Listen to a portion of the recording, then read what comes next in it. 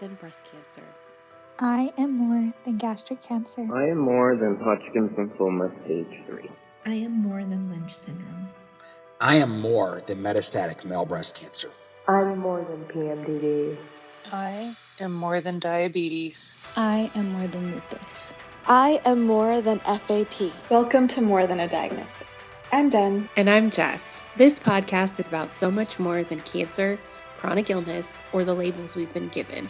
It's about reclaiming our lives, finding community, and thriving in ways we never thought possible. Whether you're a patient, a caregiver, or just someone curious about what it means to live beyond a diagnosis, we're so glad you're here. I would hear the word get tossed around, self-love. What is that woo-woo crap? Like, I'm going to stay far, far away from that, you know? Like, self-love. I don't need that. And, I realized that I was acting that way because I didn't love myself. Yeah. And I didn't know how to. Yeah. I didn't We're really not know taught where to begin. I didn't. Oh. And so I think the way I coped with it was, oh, that's crap. Okay. That makes sense. That makes sense. No, it totally makes sense. So I'm like, I don't need that. I'm fine. Yeah. I don't need that self-love. What is that? Mm-hmm. Yeah, well, no. I really did need that. Because not only did I not love myself, I was a really terrible, self-critical, judgmental person towards myself. Yeah, you were mean to yourself. I was so mean. Yeah. I mean, I would never, ever talk to a patient the way I would talk to myself. Yeah. Ever. I would get fired. Uh-huh. Uh-huh. So then, these are the moments that kind of started clicking. Oh, yeah. It just dawned on me, wait a minute. If I would talk to my patient, why am I being like that to myself? Oh, I know. I remember there were times where you would be down on yourself because of your condition and the ways in which you couldn't show up as a mom. And you would be like, I'm just such a horrible mom because I can't do XYZ. And I'd be like, excuse me, what? Like, no, you are not a horrible mom. And I could hear the critical way in which you were speaking to yourself. The thing is, you can't make someone love themselves. They have to learn it on their own. And for me, I was also on my, okay, watch out, woo-woo shit coming in. I was on my self-love journey prior to cancer diagnosis. But what I realized after being diagnosed with cancer was that I never really loved myself before cancer. I thought I did because I knew I was enough in that realm, in that world, to have heard of self-love and been like, yeah, that's a cool idea. But I didn't know how to do it. And I know that the way that we both grew up, that was the farthest thing from what we were being taught. If anything, it was the opposite. You put yourself last. Yes. Come first. And you die to yourself. Right? Yes. And then you slowly turn into this people pleaser. I mean, 100%. 24/7 people pleaser. And so absolutely. Then how would I have ever known what that is when it was never really something that I thought I needed? Yeah. Yeah. I find it really interesting. We both grew up in a very conservative Christian environment. And in that environment, we are taught to put everyone else before ourselves, and we take care of everyone else. But if you really think about that, if you're taking care of everybody else before yourself, then who is going to take care of you? And also, how are you going to survive anything if you're not taking care of yourself? Exactly. Because you're so busy taking care of everybody else. Exactly. So basically you're depriving yourself of that love. Yes. And for example, you know, when you're on a plane and they're giving you the instructions, they tell you to put your mask on first. Mm-hmm. There's a reason for that. If you don't Mm-hmm. put your mask on, you're not going to be able to help the person next to you Yep. because you're not getting oxygen. So you Exactly. put the mask on first so that you can help Exactly. others. And that always pops into my head when I think about self-love. I don't know why. But Yes. it No, it's does. so It's real. literally what pops into my head when I think about it. In order Absolutely. for me to show up for my family, for my kids, for my husband, I need to take care of myself. Yes. And it's not selfish. Yes. Because I really need to That throw that part. out there, That part. because Yes. the guilt, Yes. and those feelings of selfishness are so strong Mm-hmm. and ever so present at times, you know? It's just, Mm-hmm. it's a lot, but it's not being selfish at all. It Yep. isn't. It is not. Yep. It is loving yourself, and that's really important. Yeah. Yeah. Absolutely. It's not selfish to listen to your body and give your body what it's asking for. It's the furthest thing from selfish. Mm-hmm.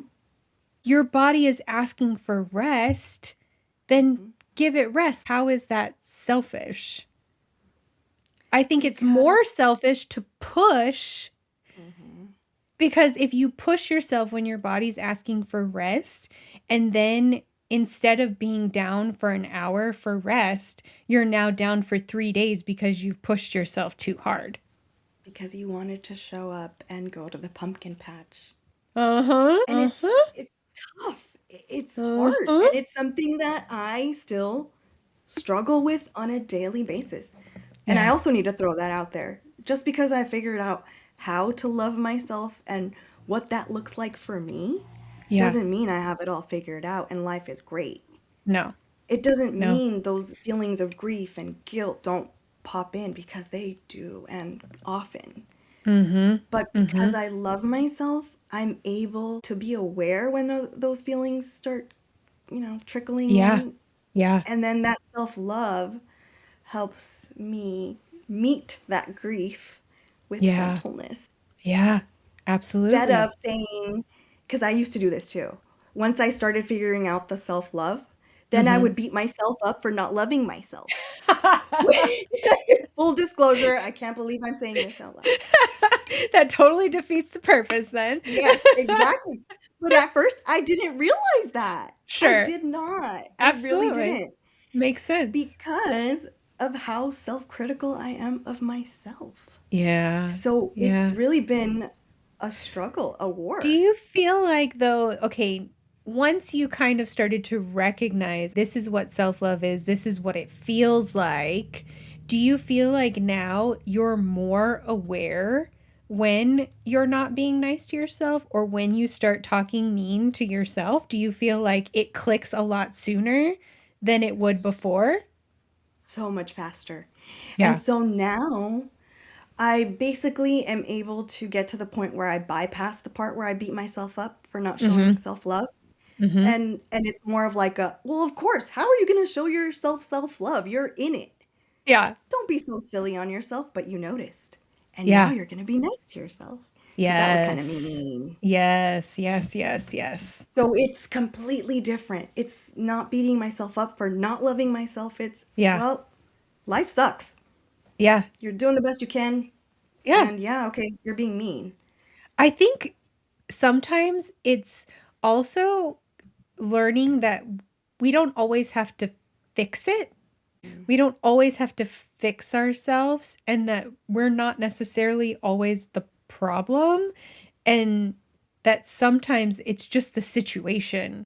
If we're thinking in terms of, say, chronic illness, right? We can't fix the fact that we're living with chronic illness. And if the reason why you say can't show up or can't do the thing, can't go to the pumpkin patch, can't go on the field trip or whatever it is, instead of beating yourself up and being like, well, if I could just do this and this, then I would be fine. I could just fix this. But it's not about fixing. Mm-mm. It's just about noticing and then accepting, which is really hard. I'm going to go ahead and throw this out there only because it was part of my personal experience. But for me, self-worth had a lot to do with the guilt and the way I measured my self-worth was how productive I was. And so if I couldn't show up to that event, if I couldn't show up to that pumpkin patch, then I wasn't a good mom because I'm not present and my child needed to go to the pumpkin patch and I couldn't. So I'm a bad mom. Yep. And wow, okay, this wasn't supposed to trigger tears.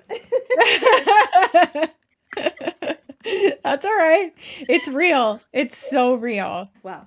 Yeah, so that was my struggle. Yeah. And it wasn't until I realized that how productive I am does not define my self-worth. Absolutely. That things also started to click. Yes. Yes. And let me just point out, from a mother to a mother, when it boils down to that moment where you cannot show up physically in the way that you want to show up, or in the ways that maybe you were used to showing up, or in the ways that you expected to be able to show up. When you choose yourself and your health needs in that moment, it might feel selfish, but you're teaching your child how to show up for themselves. And that is huge because, especially as mothers, there is this pressure, societal, unspoken, that we show up all the time, regardless of how we feel, no matter what. We are always there. You can always count on me. But I think that that's where we get it a little bit wrong, because we can show up emotionally, but we might not always be able to show up physically. And that's okay, because if we think forward, when our kids are grown and they're sick, or if they're dealing with something heavy, or they're grieving, or whatever it is, would we, in that situation, want them to push through that? Or would we want them to pause and take care of themselves and show up for themselves in the way that they really needed that? That's what we would want for them. So a lot of parenting is about modeling behavior. And I think that's something that I look back on after being diagnosed with cancer. So before I got cancer, I was that person who pushed through and showed up for every little thing, regardless of how I felt. I never wanted to say no because I wanted to be that mom who showed up for every little thing. But I recognize after my diagnosis, I am not teaching them and showing a good example to them on how they should love themselves. Yeah. And that was a huge game changer for me. So true. And it's interesting because chronic illness, it affects so many parts to our lives. And in my case, my child has a 50% chance of having what I have. Yeah. And that's a conversation for another day. But because of that, there are ways I go about teaching my child things Yeah. because I know this is a possibility. It's Yeah. always in the back of my mind. Mm-hmm. Subconsciously, it's always there. It's a possibility Mm-hmm. that's my baby, Yeah.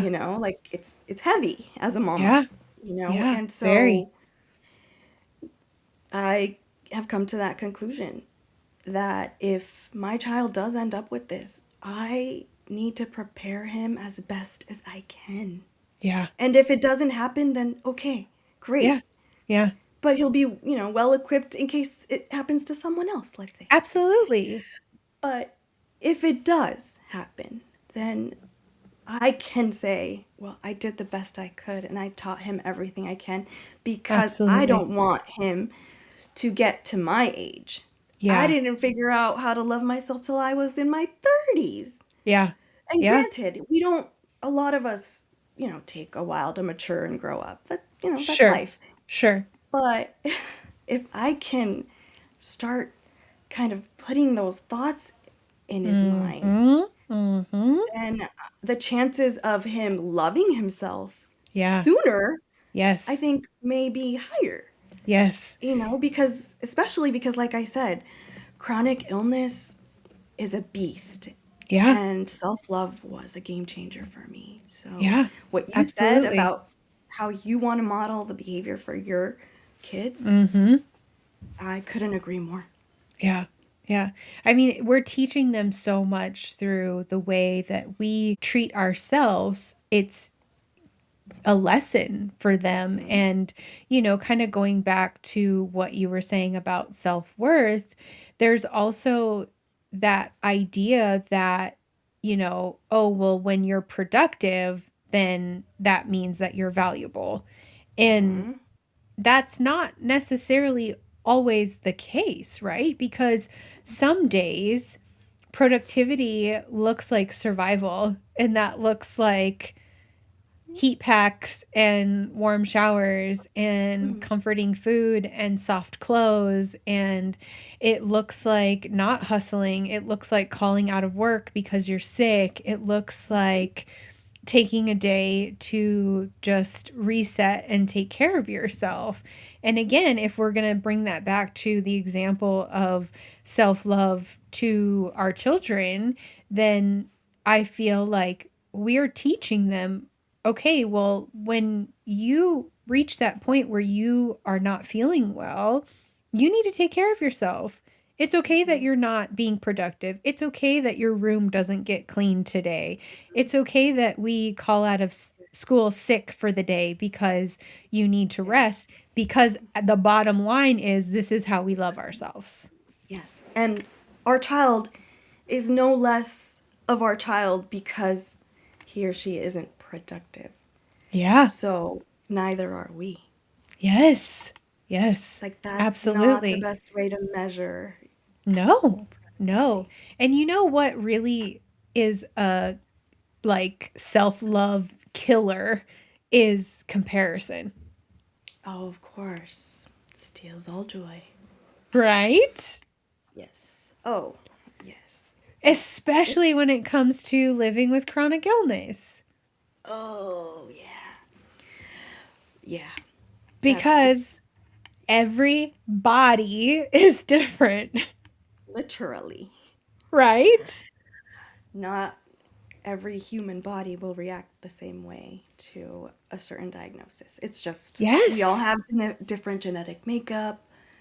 We're Yes. going to react differently. It's just a fact. So I don't think it's Absolutely. fair to us to compare, whether Mm-mm. it be, oh, they have it so much worse than me, or Yeah. they don't have it as bad as me. That's fine. Yeah. Whichever way you want to look at it. Yep. Yep. Point being, what does that really do? Nothing. It makes you probably Nothing. feel a lot worse. Absolutely. Every I think single in the time. end. Every single time. Because it's not a Whereas, competition. It's not no, a competition. it is not. It's, No, it is not the struggle Olympics. That's what I always think of. That's a good one. Who's struggling worse? You get the gold Yes. medal for struggling today. Yes. Yes. Nothing good can come out of comparing ourselves in that way. Because when it comes down to self-love, it's coming back to my body and my pace and what I need for my life. And that's not selfish, that's loving myself. And, I think we've touched on this a few times, but self-love isn't a destination. No. Oh, no. It's a daily choice. Yes, it's a practice. Yes.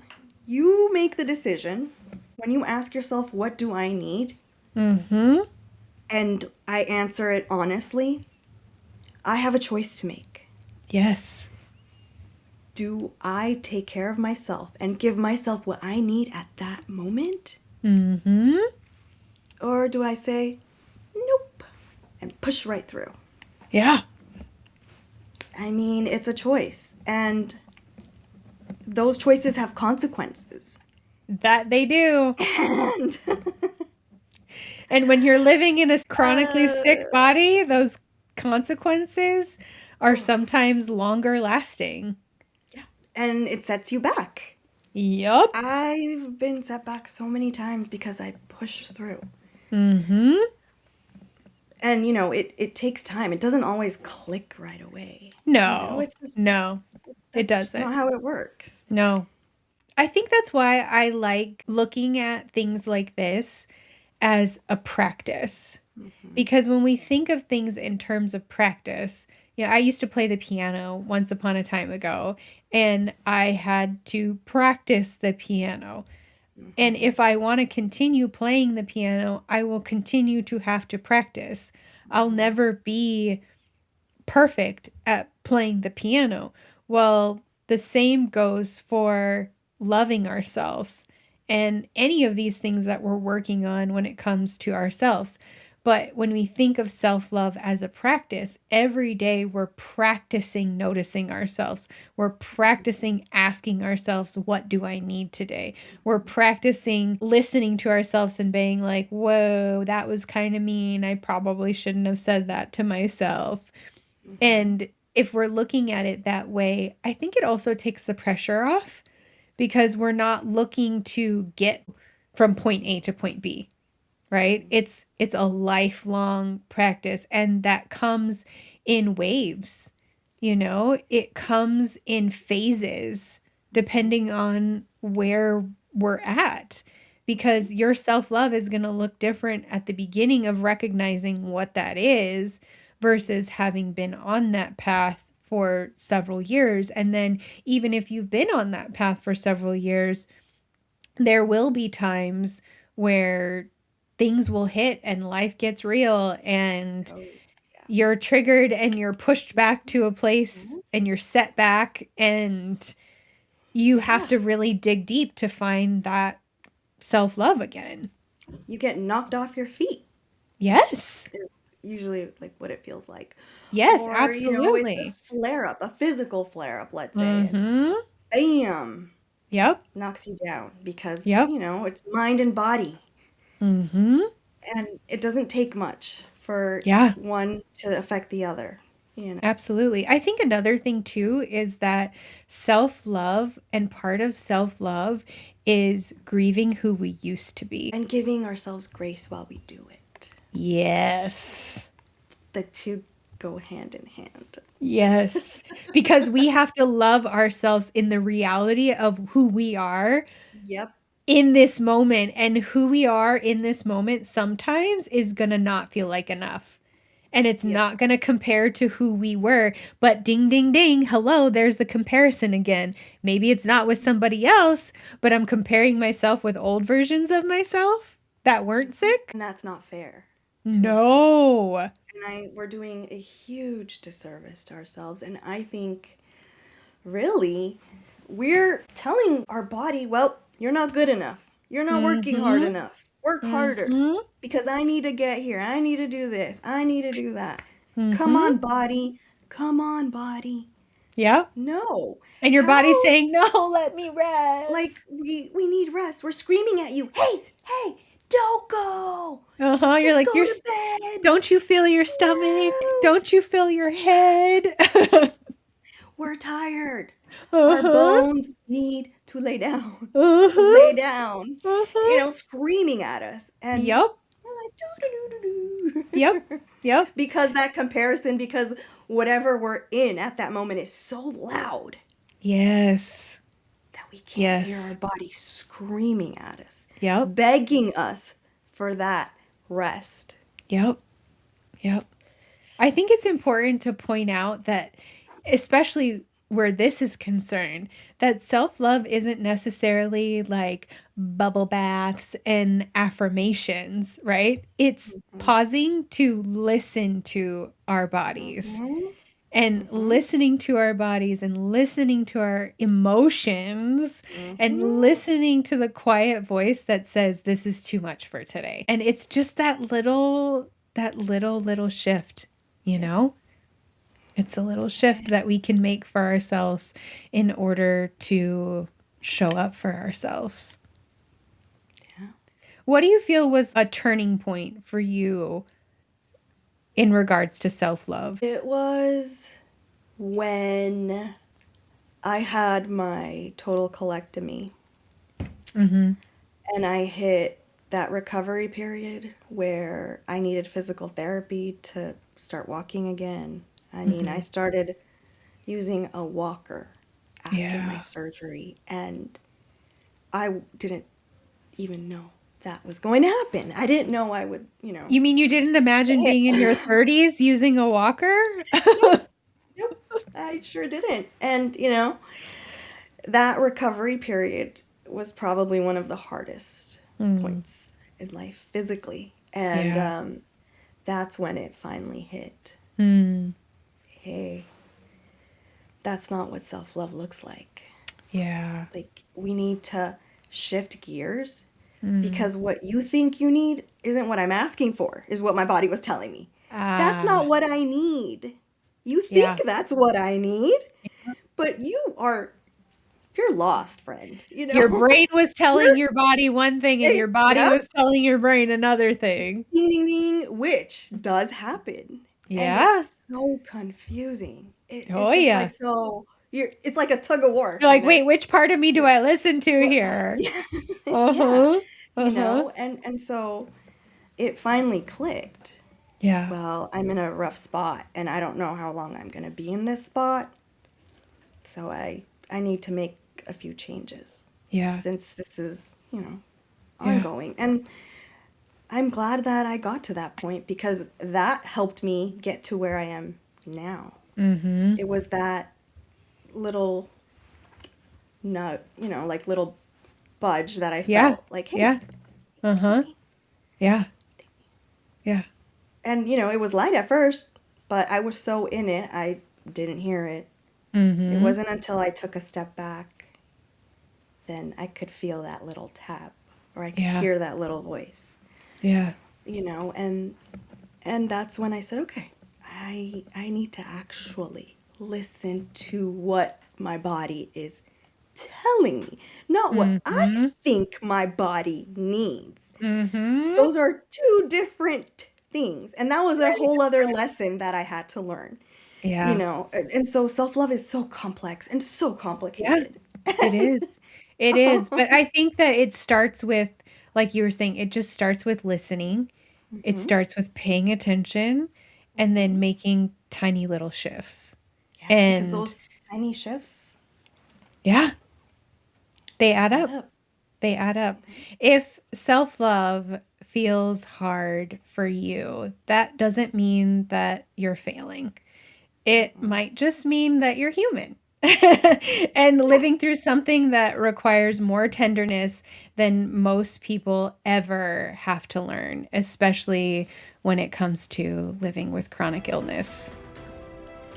Thanks for joining us on More Than a Diagnosis. We hope today's conversation left you feeling seen, heard, and maybe even a little more connected. If you enjoyed this episode, don't forget to subscribe, leave a review, and share it with someone who might need it. And if you're looking for a place to connect with others who truly get it, join our support circle at morethanadiagnosis.org, where we will continue this conversation. It's free, it's welcoming, and it's built for you. because no one should have to navigate this alone. Until next time, Keep living, keep growing, and remember, you are more than a diagnosis.